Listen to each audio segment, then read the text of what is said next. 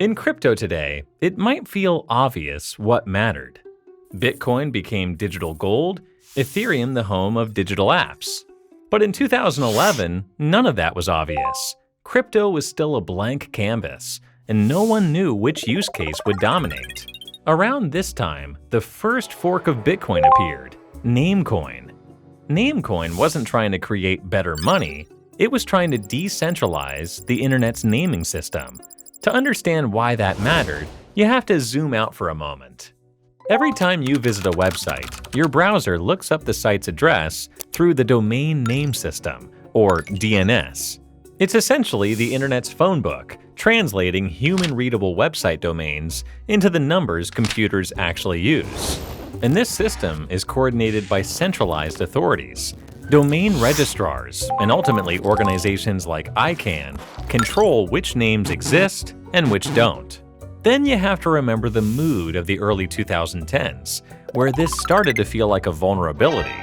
Domain seizures were making headlines, from the turmoil around WikiLeaks to hundreds of sites taken down in US government operations. Entire websites could disappear because a domain was revoked. So the idea was simple. If Bitcoin removed banks from money, why not remove middlemen from domain ownership? So Namecoin introduced .bit domains, human-readable names stored directly on a blockchain rather than issued through traditional registrars.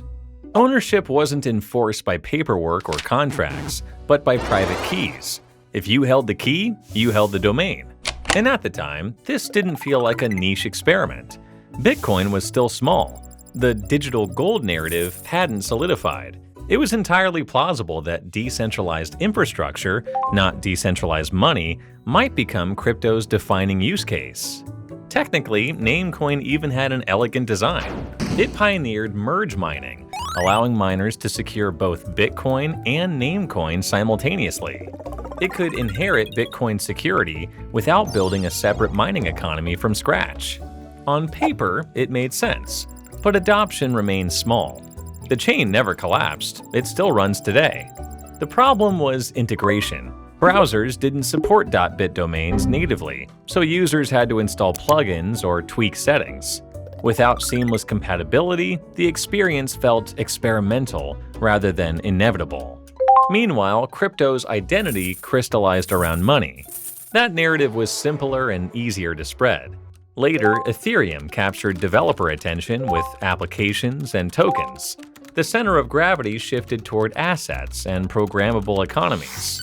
Interestingly, blockchain-based naming didn't totally disappear. It evolved.